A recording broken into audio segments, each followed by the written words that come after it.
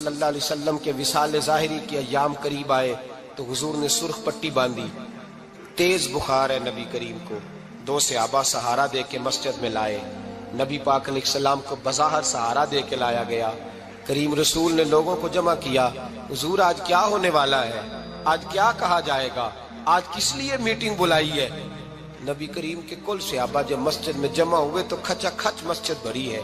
وصال ظاہری سے چند یوم پہلے کی بات، نبی پاک نے فرمایا آج تمہیں کوئی جہاد کی ترغیب نہیں دینی، آج کوئی نیا پیغام نہیں دینا، آج تمہیں بتانا ہے کہ رب نے اپنے بندے کو اختیار دیا ہے، چاہے تو دنیا میں رہے، چاہے تو اس کی بارگاہ میں حاضر ہو جائے۔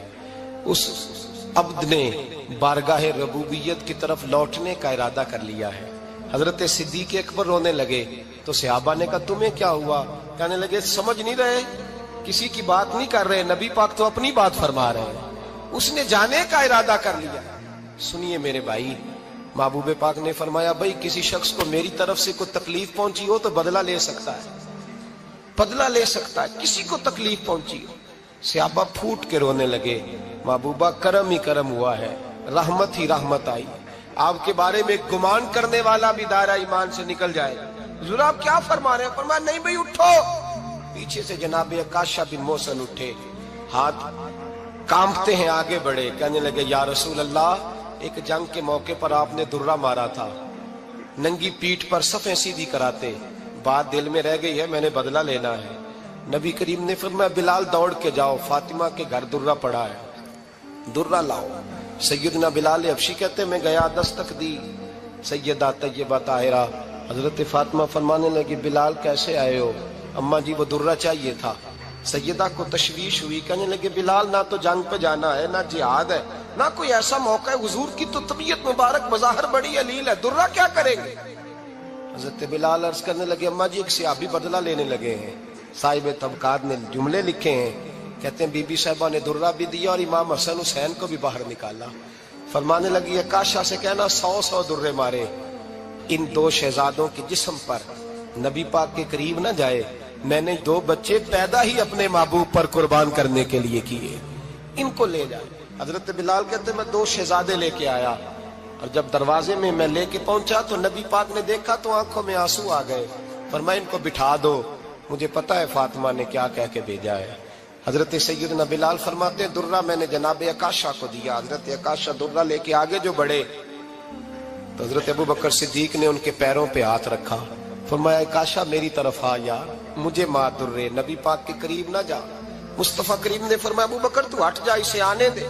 فرماتے ہیں میں چند قدم آگے گیا تو مولا علی شیر خدا نے میرے پیر پہ ہاتھ رکھا، کہنے لگے عکاشہ سوچ تو صحیح تو کیا کر رہا ہے؟ حضور نے فرمایا علی ہٹ جاؤ، میرا اور ان کا معاملہ ہے۔ جناب عکاشہ آگے بڑھ رہے، نبی کریم نے فرمایا میں اپنی امت کو درس دینا چاہتا ہوں، خبردار خبردار زندگی میں تمہارے ہاتھ سے زبان سے کسی کو تکلیف نہ پہنچنے پائے، خبردار یاد رکھنا وہ معاشرے بگڑ جاتے ہیں، وہ معاشرے تباہ کر دیے جاتے ہیں جہاں ظلم ہوتا ہے، جہاں زیادتی ہوتی ہے، جہاں لوگوں کو ستایا جاتا ہے۔ محبوب کریم کے قریب آئے حضرت عکاشہ کہ حضور میری پیٹھ ننگی تھی، آپ بھی ذرا کپڑا ہٹائیے۔ نبی کریم نے پیٹھ سے کپڑا ہٹایا، جناب عکاشہ نے درہ جو اٹھایا تو صحابہ کی چیخیں نکلی، حضرت عکاشہ نے درہ دور پھینکا، حضور کے بطن اطہر سے لپٹ گئے، چومنے لگے، کہنے لگے حضور وہ تو صفیں سیدھی کراتے لگ گیا تھا، آپ نے کہاں مارا تھا؟ یا رسول اللہ میں تو بہانہ بنا رہا تھا کہ جاتی دفعہ مجھے وجود چومنے کا موقع نصیب ہو جائے، مجھے یہ موقع نصیب ہو جائے۔ میرے حبیب نے فرمایا جس نے جنتی دیکھنا ہو میرے عکاشہ کی زیارت کر لے۔ بھائی ظلم کا دروازہ کھلا ہوا ہے اور لوگ بھول جاتے ہیں زیادتی کرتے ہوئے، وہ بہو سے ہی کیوں نہ کریں، وہ اپنے گھر کے بھول جاتے ہیں کہ شاید پوچھنے والا کوئی نہیں، شاید میزان نہیں لگے گا۔ ایران کے بادشاہ نے اپنے بیٹے کو پڑھانے کے لیے ایک استاد صاحب کا بندوبست کیا۔ استاد صاحب کو کہا کہ میرے بچے کو دین پڑھائیے، میں چاہتا ہوں کل اس نے عنان حکومت کو سنبھالنا ہے تو یہ دین سے آگاہ ہو جائے، اس کو کچھ سکھائیے پڑھائیے۔ بہت نیک بزرگ بڑے درویش عالم پڑھانے لگے، اسباق مکمل ہو گئے، دین کے اسباق قرآن مجید پڑھایا، احادیث طیبہ کا درس دیا، اصول فقہ سے روشناس کرایا۔ جب بچے نے مکمل تعلیم حاصل کر لی اور آمین ہو گئی، دستار ہو گئی، فارغ ہو گئے، تو پھر ایک دن استاد صاحب نے کہا بیٹے کل تم نے ضرور آنا ہے، کچھ بات کرنی ہے۔ شہزادہ گیا ملنے استاد صاحب سے، استاد صاحب نے کنڈی لگا لی، ہاتھ میں درہ پکڑ لیا، مار مار کے پورے وجود کو زخمی کر دیا، کوئی غلطی نہیں، کوئی بات نہیں، مارا۔ اب بچہ آیا آ کے بادشاہ سلامت سے کہا کہ ابا جی سمجھ نہیں آئی، بڑا مارا ہے استاد۔ تو سیانے تھے نا بادشاہ، یہاں تو قاری صاحب روز کٹہرے میں کھڑے ہوتے ہیں، مولوی صاحب آپ نے میرے بچے کو کیوں مارا ہے؟ آپ 8,000 کے مولوی ہیں، میرا کئی کروڑ کا بچہ ہے، سویرے بدل لیں گے، خبردار آپ نے بچے کو ہاتھ لگایا، اپنی حیثیت میں رہے معاذ اللہ۔ جو قومیں استادوں کو کٹہروں میں کھڑا کرتی ہیں وہ ترقی نہیں کر پاتی، جو استادوں کو کٹہروں میں روز کھڑا کرتے ہیں۔ کہا ابا جی بڑا مارا ہے، تو والد بڑے سمجھدار تھے، کہنے لگے بیٹا استاد باپ ہوتا ہے، وہ زیادتی نہیں کرتا، کوئی بات ہوگی میں تیرے استاد کو کٹہرے میں نہیں بلاؤں گا۔ اماں سے بات کی، اماں کہنے لگی بیٹا میں تیرے باپ سے کیسے بات کروں، ڈرا تھا۔ وقت گزر گیا، 22 سال بیت گئے، 22 سال گزر گئے، بادشاہ کا انتقال ہوا، شہزادہ تخت پہ بیٹھا، پہلا حکم یہ دیا کہ میرے استاد کو بلاؤ، پہلا حکم۔ استاد جی بوڑھے ہو گئے تھے، چھڑی کے اوپر ٹیک لگا کے آئے اور بھویں سفید ہو کے جھک گئی تھیں، یوں آنکھ کھول کے بڑی مشکل سے دیکھا، کہنے لگے شہزادے حکم ہو۔ کب میں شہزادہ نہیں، اب میں بادشاہ بن گیا ہوں۔ استاد جی 22 سال بیت گئے، آپ نے مارا تھا، پر وہ درد چونکہ زیادتی کی تھی، میرا قصور کوئی نہیں تھا، تو نہ میری روح سے درد گیا ہے نہ میرے جسم سے گیا ہے، میں بے اختیار تھا، پوچھ نہیں سکتا تھا، آج با اختیار ہوا ہوں۔ سب سے پہلے پہلا حکم آپ کو دیا، بلایا ہے، بتائے کیوں مارا تھا، کیوں مجھے مارا تھا، میری زیادتی بتائے۔ تو استاد، بوڑھے استاد کی آنکھیں آنسوں سے بھر گئی، کہنے لگے بیٹے بس آج کے دن کے لیے مارا تھا، یہ جو دن آ گیا نا میری زندگی میں اس لیے مارا تھا، یہ میں چاہتا تھا میری زندگی میں وقت آئے، آج کے بس میری مراد پوری ہو گئی۔ کہا صاحب کس لیے، مجھے بھی سمجھائے۔ آپ فرمانے لگے کتنی دیر ہو گئی تجھے مار کھائے ہوئے، کتنا زمانہ بیت گیا؟ کہنے لگا 22 سال۔ فرمایا زخم بھولے تو نہیں، درد ختم تو نہیں ہوئی، تمہیں بات 1 منٹ کے لیے بھی تمہارے حافظے سے محو تو نہیں ہوئی؟ کہا استاد جی روز رات کو یاد آتی، روز خیال آتا تھا۔ استاد کہنے لگے بھائی تو بے اختیار تھا، پوچھ نہیں سکا، 22 سال تجھے یاد رہا، مجھے پتا تھا تو ایک دن حکمران بنے گا، میں نے تجھے اس لیے مارا تھا کہ بیٹے یاد رکھنا، کسی پہ ظلم نہ کرنا، اگر تجھے 22 سال تک یاد رہا ہے تو جس پر تو ظلم کرے گا اسے بھی قیامت تک یاد رہے گا، اور یہ یاد رکھنا تو آج با اختیار ہوا تو تو نے مجھے بلا لیا ہے، قیامت کے دن غریب با اختیار ہو جائیں گے، مظلوم با اختیار ہو جائیں گے، وہ با اختیار ہوں گے للہ الواحد القہار، رب کریم کی بارگاہ کے اندر ان کا اختیار ہوگا، اکیلے اللہ کی حکمرانی ہوگی، پھر وہ بلائیں گے بڑے بڑے کج کلا، دنیا میں جن کی پگڑیاں اونچی تھی وہ سر جھکائے کھڑے ہوں گے، دنیا میں جو ڈکٹیٹر بنتے تھے ان کی پشتیں لال ہوں گی، ان کو غدار لکھا جائے گا، قیامت تک نہیں بھولے گا۔ ظلم کرنا تو سوچ سمجھ کے کرنا، اتنا کرنا جتنا تم سہ سکتے ہو، اتنی زیادتی کرنا جتنی قیامت میں تم برداشت کر سکتے ہو۔ میرے نبی کریم صلی اللہ علیہ وسلم نے فرمایا ظلم سے بچو، یہ قیامت کے اندھیروں میں سے ایک اندھیرا ہوگا، زندگی میں زیادتی نہ کریں، اگر تھوڑی دیر کے لیے کوئی چیز برداشت کر جائیں گے تو وہ فائدہ دے جائے گی، کچھ دیر کے لیے اگر سہ جائیں گے تو نفع مل جائے گا، سہنے کی کوشش کریں لیکن زیادتی نہ کریں، نظر کو، سوچ کو، ذہن کو پاک رکھیں، اور میرے بھائی زندگی پوری ظلم سے بچیں، زیادتی سے بچیں۔ امیر المومنین حضرت جناب سیدنا عمر فاروق رضی اللہ تعالیٰ عنہ رات گھر میں تھے تو رونے لگے، بڑی دیر تک روتے رہے، والدہ اٹھی تو صاحبزادے سے کہنے لگی پتہ کرو تمہارے باپ کو کیا مسئلہ ہے۔ شہزادے آئے، کہنے لگے امیر المومنین والد گرامی کیا ہوا؟ تو حضرت عمر فاروق کہنے لگے بیٹا اپنی اماں کو بلاؤ۔ والدہ آ گئی، کیا بات ہے، کچھ طبیعت خراب ہے تو حکیم کا بندوبست کیا جائے۔ تو حضرت عمر کہنے لگے کچھ بھی نہیں، آج مسجد سے نکلا ہوں تو نبی پاک کے صحابہ میری تعریفیں کر رہے تھے۔ یہ حضرت فاروق اعظم کے وصال کے قریب کے دن ہے، تعریف تو حضرت یہ رونے کی بات ہے کہ خوش ہونے کی؟ آپ فرمانے لگے نہیں، سوچتا ہوں باہر تو میں اچھا رہا ہوں، پتہ نہیں گھر میں ہی کوئی زیادتی نہ ہو گئی ہو، پتہ نہیں تمہارے ساتھ بھی میرے معاملات ٹھیک تھے کہ نہیں، صحابہ تو تعریف کرتے ہیں، رو رہا ہوں تمہاری وجہ سے نہ الجھ جاؤں، بیوی ہی نہ کہے میرا حق ہی ادا نہیں کیا۔ یہ لفظ کہتے کہتے پہاڑ ہے یہ شخص، کیسر و کسرا کامتے ہیں۔ حضرت عمر رو پڑے، بی بی سے کہنے لگے مجھے اللہ کی رضا کے لیے معاف نہیں کر دیتی؟ میرے اوپر بوجھ تھا امت کا، میں ساری رات مدینے کی گلیوں میں پھرتا تھا، دن سارا مسجد میں گزرتا تھا، میں تجھے وقت نہیں دے پایا، معاف نہیں کر دیتی؟ تو زوجہ کہنے لگی نہیں عمر، میں نے بھی زندگی میں اپنا کوئی سکھ چین نہیں دیکھا، کوئی چاؤ پورا نہیں کیا، میں کیسے معاف کر دوں؟ میں نہیں معاف کرتی۔ حضرت عمر زمین پہ بیٹھ گئے، رونے لگے، کہنے لگے چل معاف کر دے۔ کہنے لگی ایک وعدہ کرو، قیامت کے دن رب کریم کی بارگاہ میں میری سفارش کرو گے؟ اللہ کی بارگاہ میں عرض کرو گے کہ اللہ اچھی تھی، مجھے کپڑے دھو کے دیتی تھی، روٹی پکا کے دیتی تھی، میری عزت کی محافظ تھی؟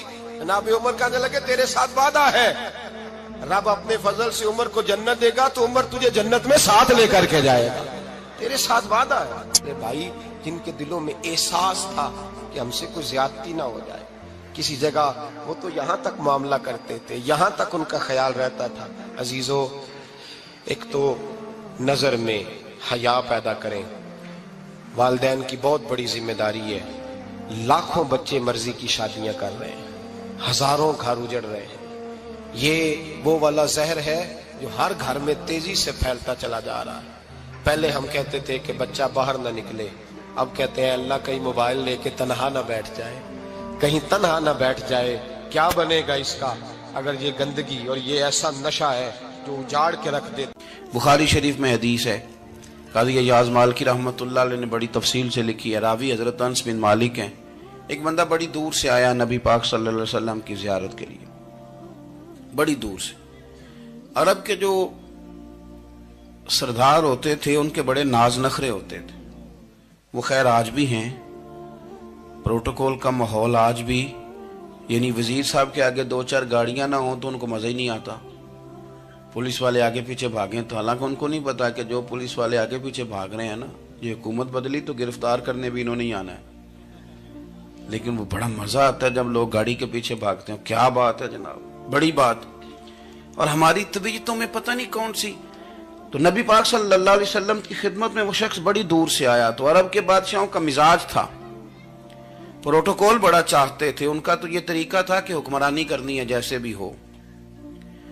اگر کسی غلام نے دھوپ میں بندھا رہ گیا، اونٹ اور چھاؤں میں نہیں باندھا تو درے مارتے تھے، اور اگر اس نے کھول کے باندھ دیا تو پھر بھی مارتے تھے، کہتے تھے اتنا سیانا ہو گیا تو انہیں پوچھا ہی نہیں، خود بخود ہی باندھ دیا۔ وہ شخص حضور کی بارگاہ میں آیا اور بہت سارے لوگوں کے پاس کیونکہ وہ جاتا تھا اپنے سربراہ کا پیغام لے کے، تو وہ کانپ رہا ہے جب حضور کی بارگاہ میں گیا، ڈر رہا ہے۔ اب ذرا بات کو سمجھنا، نبی پاک صلی اللہ علیہ وسلم نے اس سے فرمایا کیوں ڈرتے ہو؟ سادہ آدمی ہے، دیہاتی ہے، بدو ہے۔ اللہ کے رسول نے تھپ کی دی، کیوں ڈرتے ہو؟ تو کہتے حضور مجھے آداب نہیں آتے اور مجھے ڈر آتا ہے، کوئی بات اگر ایسی ہو گئی، آپ مدینے کی حکومت کے سربراہ ہیں تو کہیں آپ ناراض نہ ہو جائیں۔ حضرت انس بن مالک فرماتے ہیں بات کہاں کی تھی، پہنچ کہاں گئی؟ جب اس نے یہ کہا نا کہ آپ تو حکومت کے سربراہ ہیں، کہیں کوئی غلطی نہ مجھ سے ہو جائے، تو نبی پاک کی آنکھوں میں آنسو آ گئے، حضور رونے لگے، اور نبی پاک صلی اللہ علیہ وسلم فرمانے لگے نہ بھائی، تو کسی حکومت کے سربراہ کے پاس نہیں آیا، نہ تو اس بیٹے کے پاس آیا ہے جس کی ماں گوشت کے خشک ٹکڑے کھا کے بھی گزارا کر لے گی۔ میں تو ایک غریب ماں کا بیٹا ہوں۔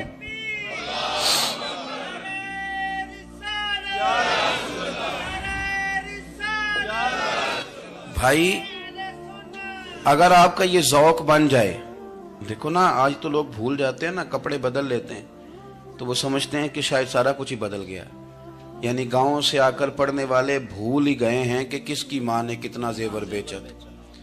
لوگ بھول جاتے ہیں چیزوں کو، اپنے ماضی کو یاد رکھیں، آپ لوگوں کے ساتھ پیار کریں، آپ لوگوں کو موقع دیں، آپ تھوڑی سی اور کوشش کریں اس شخص تک جانے کی جو آپ کو مایوس نظر آ رہا ہے، پریشان نظر آ رہا ہے۔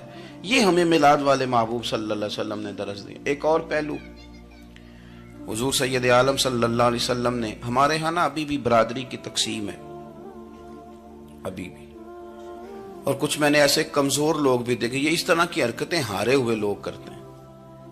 ہارے ہوئے لوگ جو اپنے آپ کو سمجھتے ہیں کہ میں کوئی بڑا آدمی ہوں.